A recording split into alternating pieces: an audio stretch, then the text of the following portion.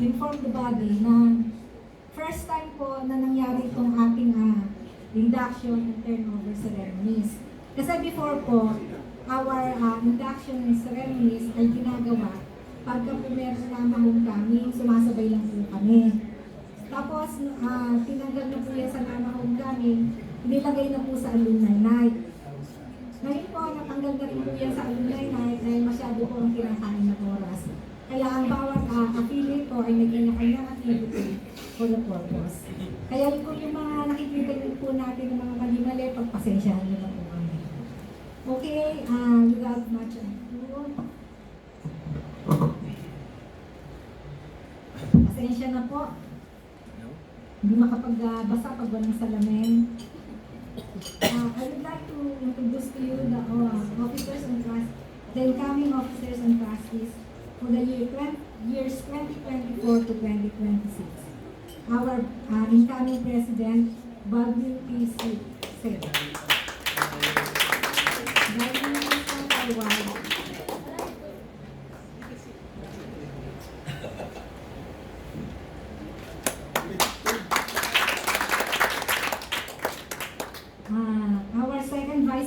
Our incoming second vice president, Patrick D. Zulia.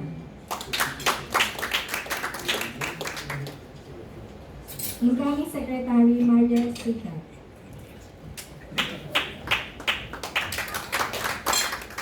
Incoming treasurer, Maria Catrina Asuncion.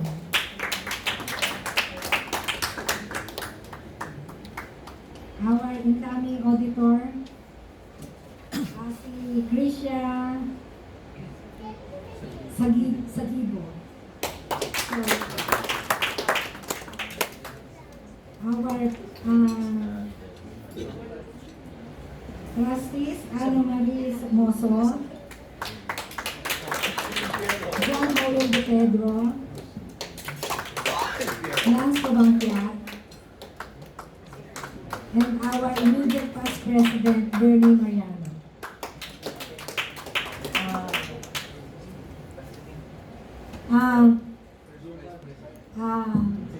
Our first vice president, si Dimnatang Radya.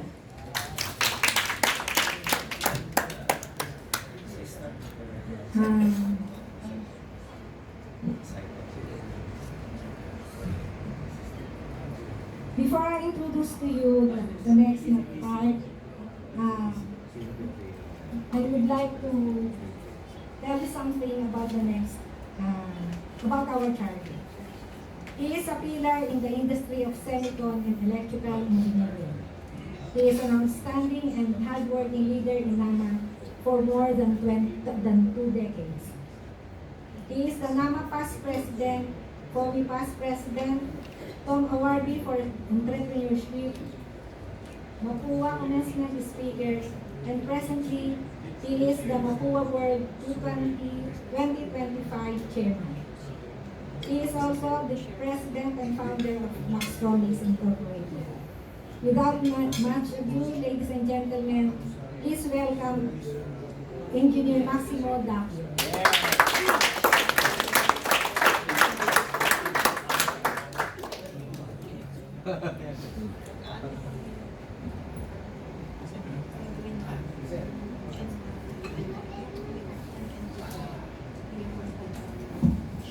Anyway, thank you, Ming, and thank you to Mamsi. I was informed that I should be making the charging for the new officers and trustees, but unfortunately, parang paano ko ba ma-charge to? I'm running low also on my battery. So what will happen here? I have my charger, but I think I cannot charge myself and you at the same time. So I come up with an idea na pagsabihin natin, but instead of fast charging, this will be a slow charging para mapagbigyan ko bawat sa atin. No? Okay. So anyway, charging ba yung charging? Right? We are very familiar with charging, with our cell phone, with all other accessories that we have on our appliances sa bahay natin. But I think charging, especially for an association like this for trustees and officers, is to challenge them, no, and to accept the responsibilities of being an officers or trustees of an organization. Okay, so let's start. Sabi ko nga, this can be a slow charging para maging fully charged tayo lahat. Give me at least 1 hour and a half to charge you.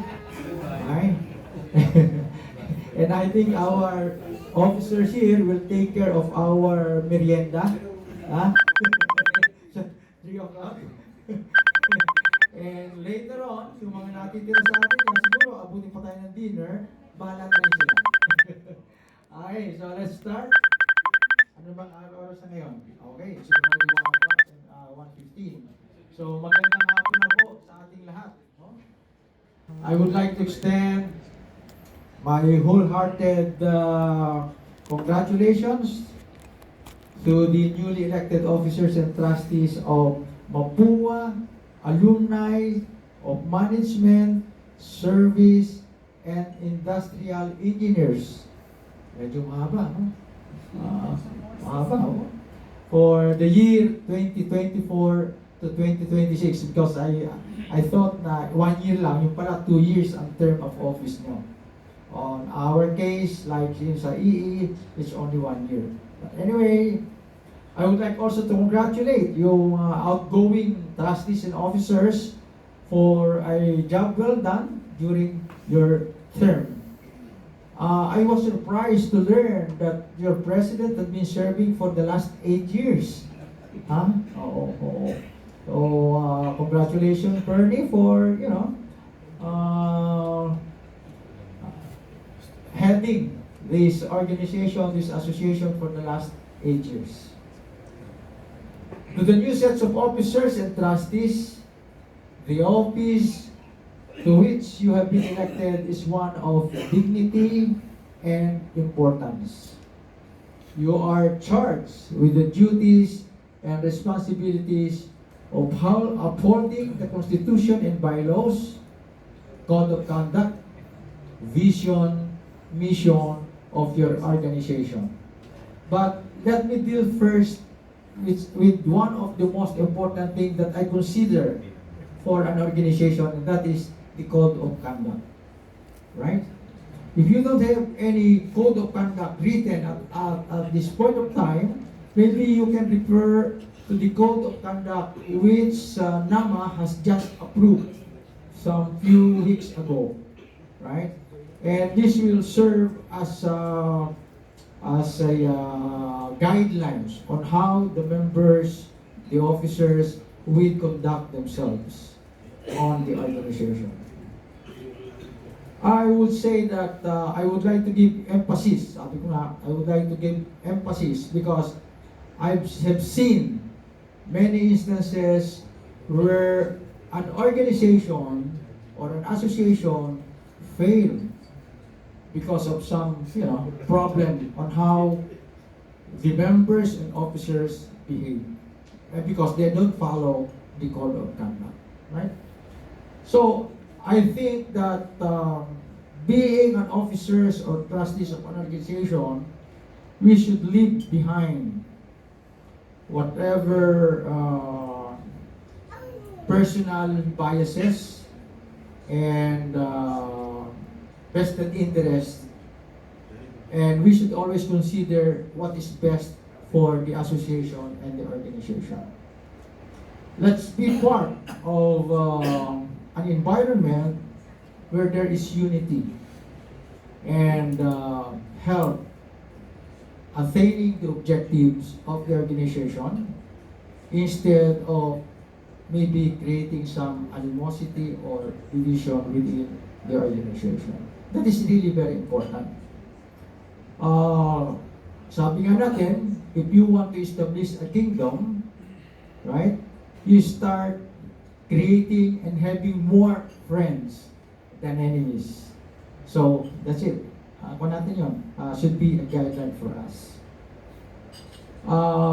Yun ang isa lang na masasabi ko na with my experience with several alumni association of Mapua, na isa yun sa mga pinaka-importante that the member, trustees, and officers should observe. Code of conduct. Okay? So kung wala pa kayo, I think NAMA can help you come up with the code of conduct because I think what has been approved by NAMA applies to all of the association and affiliates of NAMA. Okay? We all know that your job is not an easy one, but I would consider it challenging and exciting. Based on my personal experiences serving several Mapua alumni organizations like MEA, which is for EE, NAMA, and FOMI. You don't expect remuneration, but you are expected to spend your time, effort, talent, and resources to perform the task assigned to you. I hope that when you accepted the position where you were elected for, that you are prepared and ready to face whatever challenges that your organization will be facing during your term. With the above, I would like to ask you some question, which I would expect a resounding yes as an answer from all of you. Please. Okay, so let's go ahead. Do you wholeheartedly and without reservation accept the duties, responsibilities, and obligations of the position you were elected to?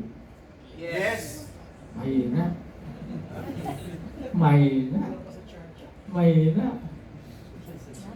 Do you wholeheartedly and without reservation accept the duties, responsibilities, and obligations of the positions you were elected to? Yes. Oh, medyo better. It's better, it's better. Oh, give them an applause.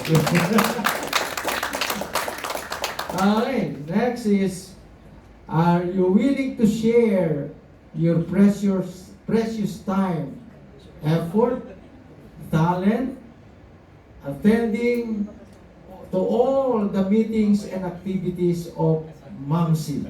Yes. Wow. Pare, hindi malakas ng konti, ano? Ha? Konti ba? Gusto kong yun eh, marinig niya lahat eh, kahit yun nasa labas. Okay, next is, do you pledge to work as a team in furtherance of MAMSI's objective and as alumni affiliate organization of National Association of Mapua Alumni or NAMA? Yes. Hindi na pa rin yun. Para bang hindi pa nabusog sa pagkain, ano? Hindi pa charge. Hindi pa charge. Tama nga pala, hindi pa charge. Kasi hati kami eh. Di ba? Okay. Oh, natin mo. Sige na, please. Do I need to repeat? Okay, so you need, do you pledge to work as a team in furtherance of MAMSI's objectives and as alumni affiliate organization of NAMA? Yes. Wow, good. Bigyan pa na. Okay, so, are you willing? Ito medyo mabigat ito ng konti, ano? But I know that you can do it. You have all the means to do this, okay? Are you willing to share your valuable resources? Ha? Di ba? Yes, yes, kagad. Are you willing to share your valuable resources during the time that MAMSI needs? That MAMSI is in need of financial help. Yes. Wow. So, me, start collecting.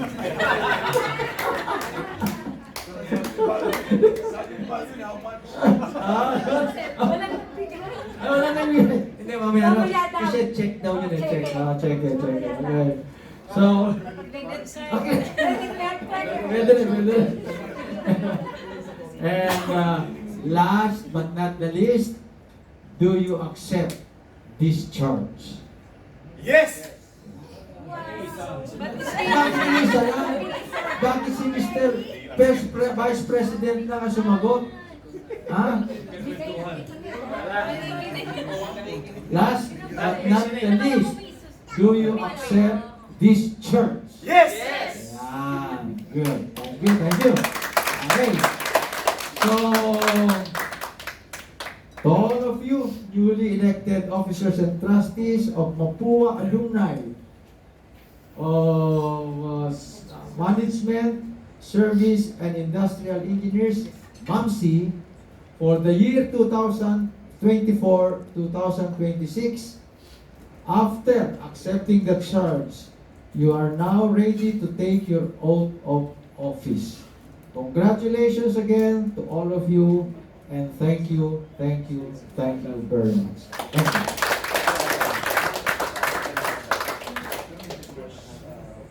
Thank you, Max. And before we proceed, pwedeng mag-picture taking muna kasi yung isa sa mga ating advisors has to leave. Then may kasunod pa silang appointment. So, picture taking muna po tayo. May we ask Adam also to join us and Max. Yeah. Sa picture taking. Also, advisors,